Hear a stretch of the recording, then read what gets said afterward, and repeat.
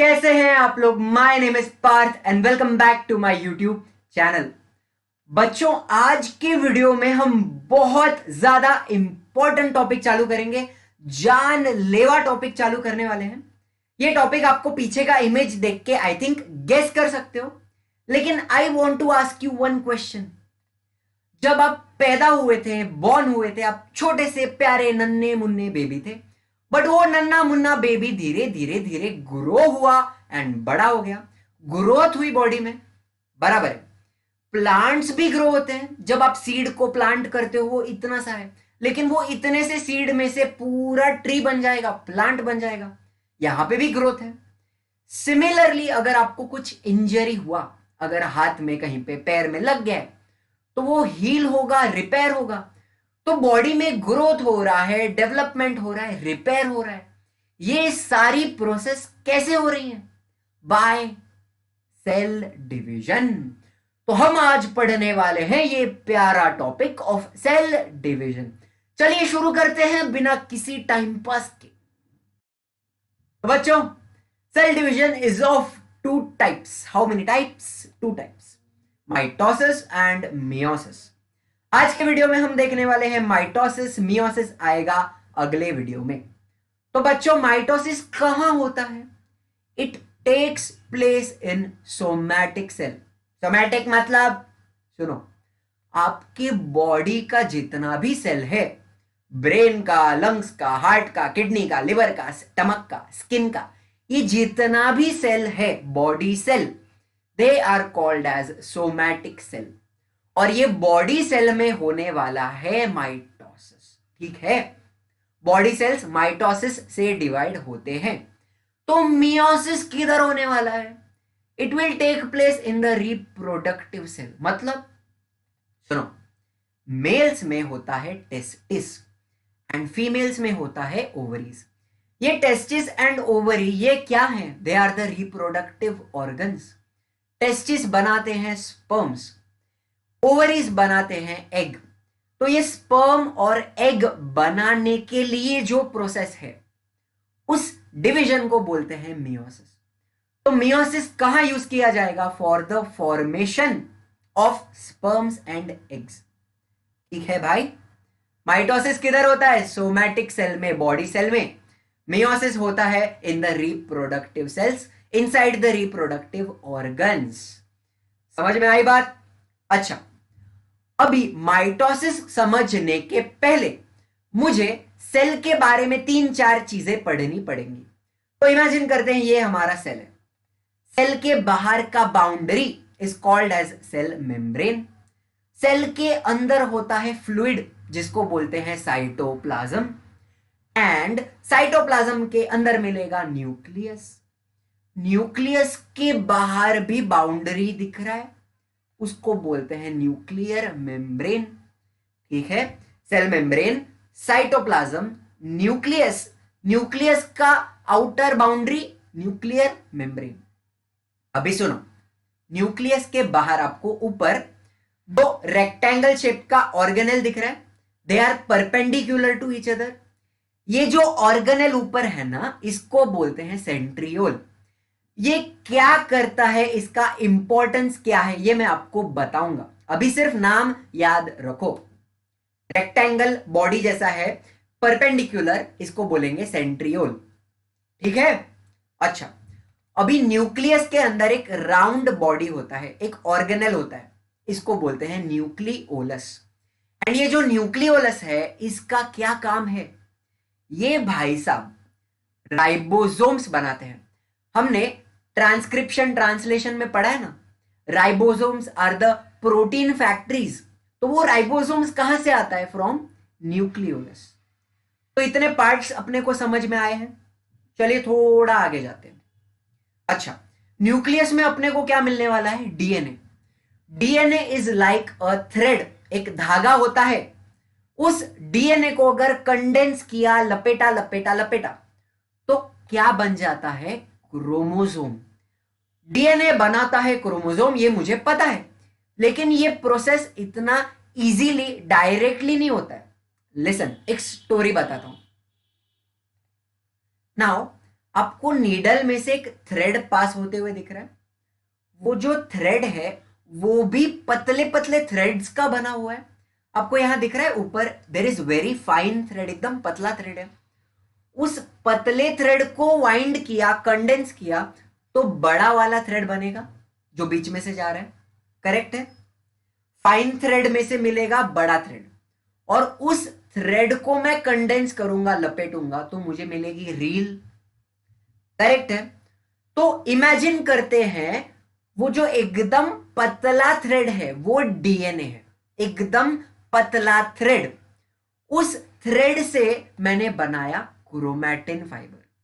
अभी सुनो, डीएनए को कंडेंस करके सबसे पहले बनेगा क्रोमैटिन फाइबर, एक जाड़ा वाला थ्रेड, मोटा थ्रेड है। उस क्रोमैटिन फाइबर को लपेटूंगा तब मुझे मिलेगा क्रोमोसोम। आर यू अंडरस्टैंडिंग बच्चों? ये इमेज में आप देखिए, आपको दिख रहा है क्रोमोसोम पे पूरे धागे धागे धागे लपेटे हुए हैं। वो बड़ा बड़ा धागा क्या है? क्रोमैटिन फाइबर है। और क्रोमैटिन फाइबर किस चीज का बना हुआ है? डीएनए का बना हुआ है। समझ रहे हो बात? तो बच्चों यहां पे बताओ भाई, न्यूक्लियस में क्या है? डीएनए है। उसको लपेटा लपेटा लपेटा तो क्या मिला? Chromatin fibre. दिख रहा है धागे के जैसा है। उसको मैंने कंडेंस किया तो मुझे मिलेगा क्रोमोसोम। भैया भाइयों बहनों, बात समझ में आ रही है? डीएनए से बनता है क्रोमैटिन फाइबर, क्रोमैटिन फाइबर से बनता है क्रोमोसोम। यहां तक ठीक है?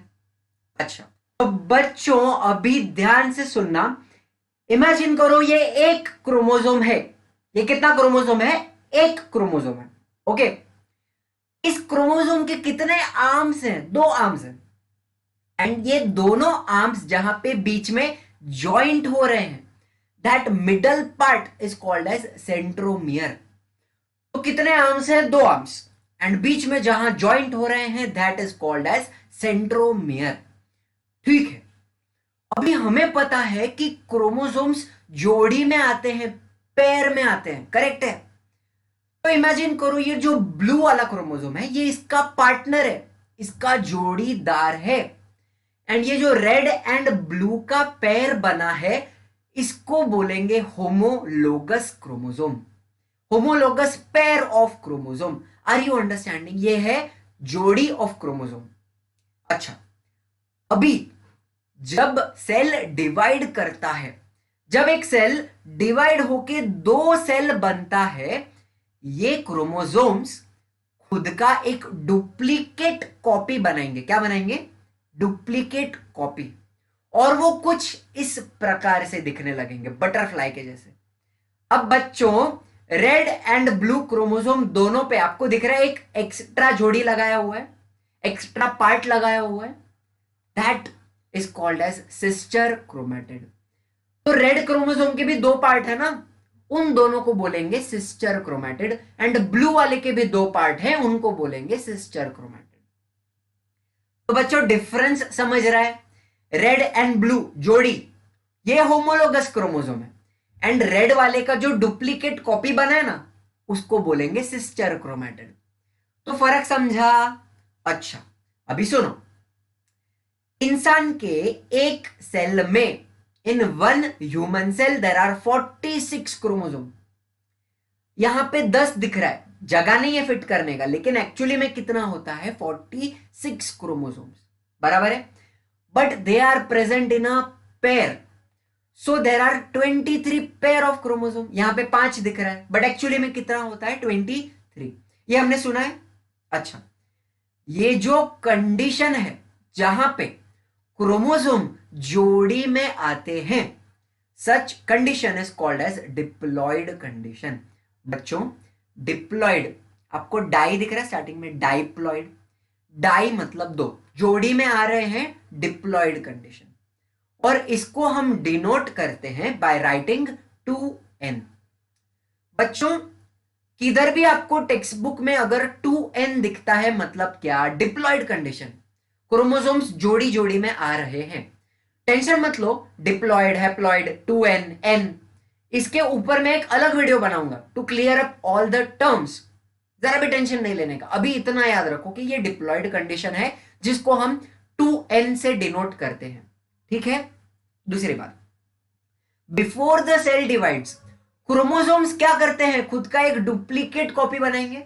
तो मेरे को बताओ, यहां पे सब बटरफ्लाई के जैसे दिखने लगेंगे। हर एक क्रोमोसोम का सिस्टर क्रोमैटिड बन चुका है, आपको दिख रहा है साइड में, ठीक है। तो अब करना क्या है, इमेजिन करो ये है पेरेंट सेल, एंड जब ये पेरेंट सेल डिवाइड करने जाएगा, क्रोमोसोम्स अपना एक डुप्लीकेट कॉपी बनाएंगे, सिस्टर क्रोमैटिड बना लेंगे। तो हमें उन सिस्टर क्रोमैटिड को सेपरेट करना है कुछ ऐसे। अभी यहां पे दो डॉटर सेल दिख रहा है, एक पेरेंट सेल डिवाइड होके बना दो डॉटर सेल, एंड इन दोनों में सिस्टर क्रोमैटिड सेपरेट हो गए। रेड वाले का सिस्टर क्रोमैटिड, एक सिस्टर क्रोमैटिड पहले डॉटर सेल में, दूसरा सिस्टर क्रोमैटिड दूसरे डॉटर सेल में। सिमिलरली ब्लू वाले का भी दोनों अलग हो गया है। Are you understanding? यही होता है माइटोसिस।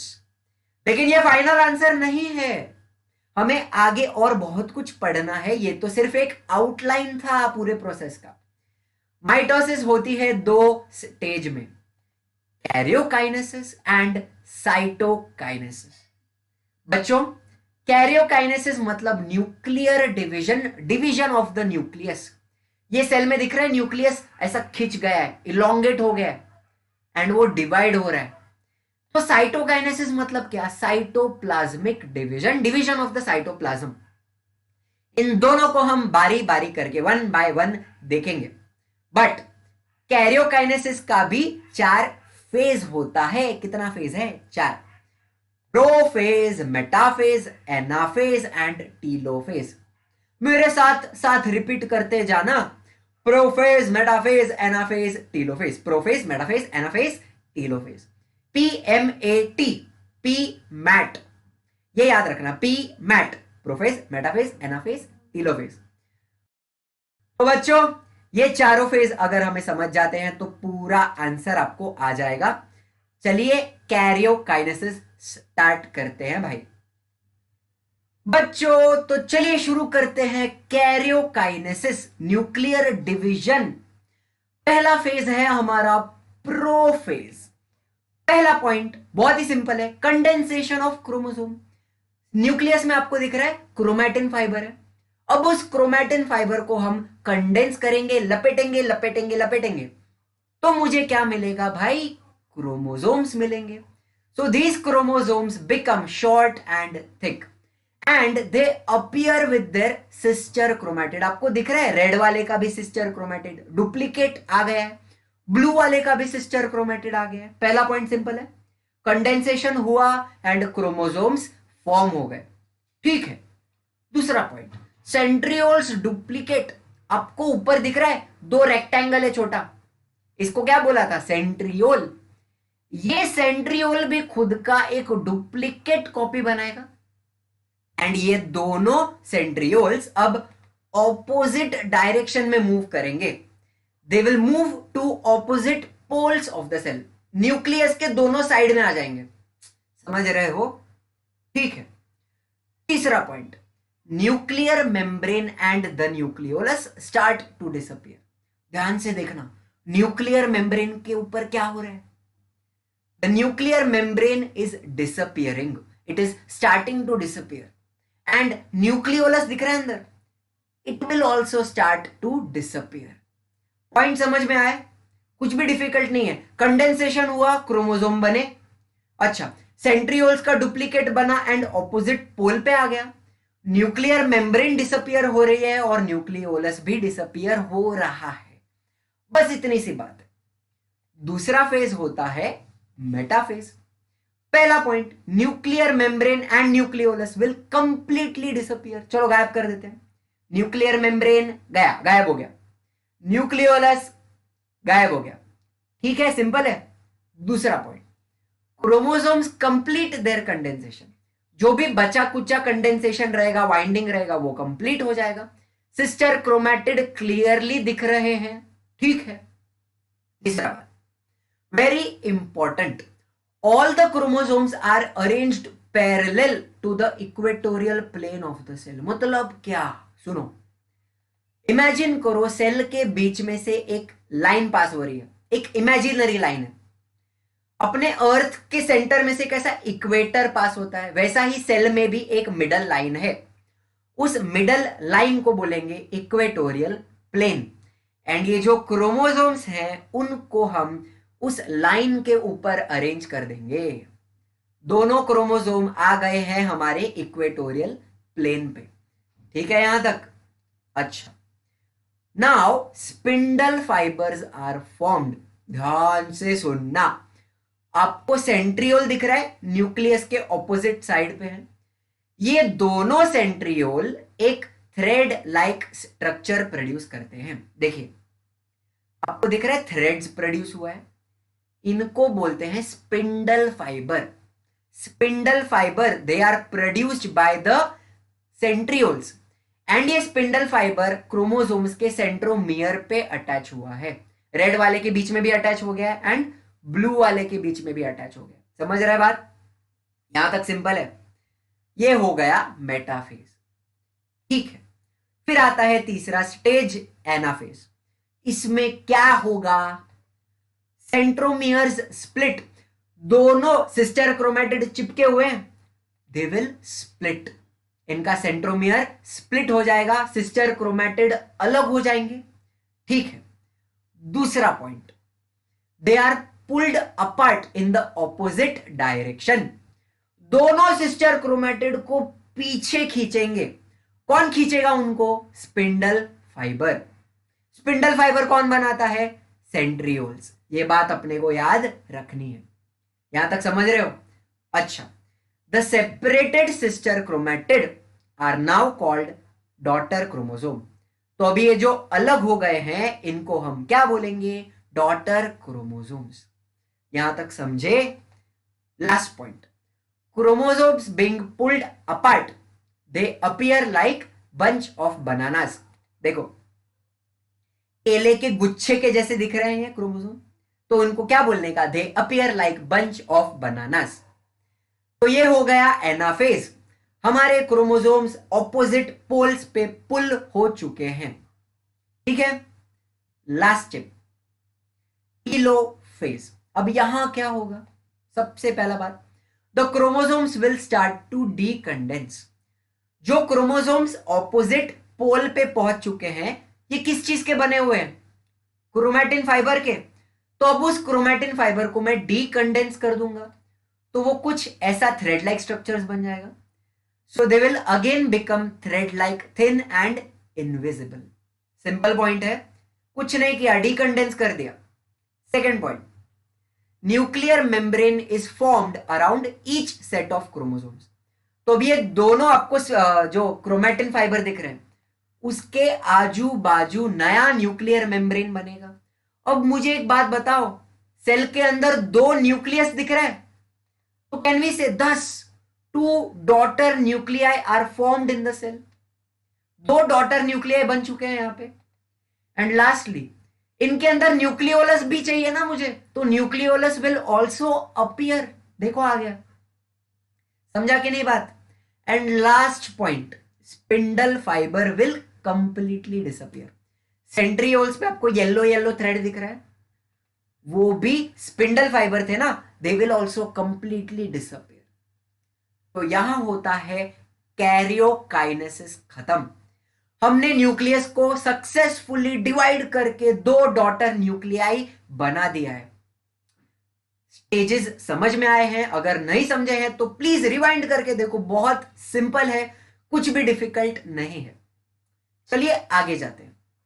तो अब क्या करेंगे भाई? Cytokinesis, division of the cytoplasm. तो देखो, the cytoplasm will divide and two daughter cell will be formed.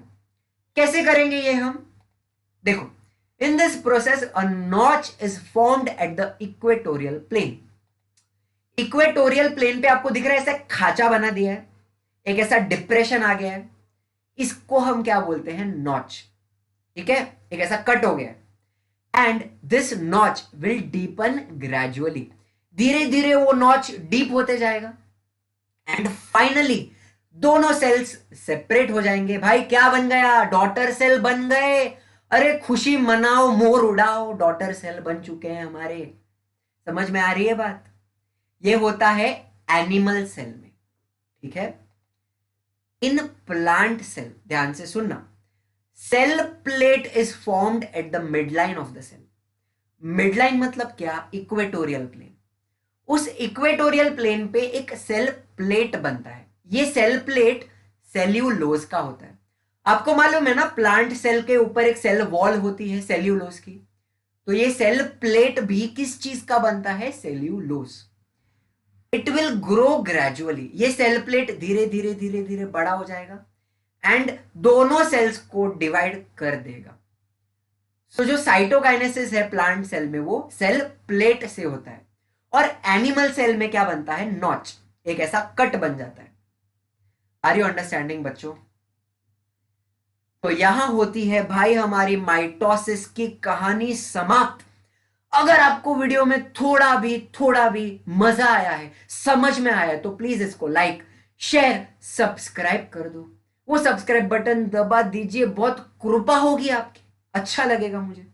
And बच्चों, पूरे प्रोसेस का एक समरी एंड में डाला हुआ है एज यूजुअल, प्लीज वो लिख लो, वो देख लो, बहुत मजा आएगा आपको लिखने में। And as usual, thank you very much.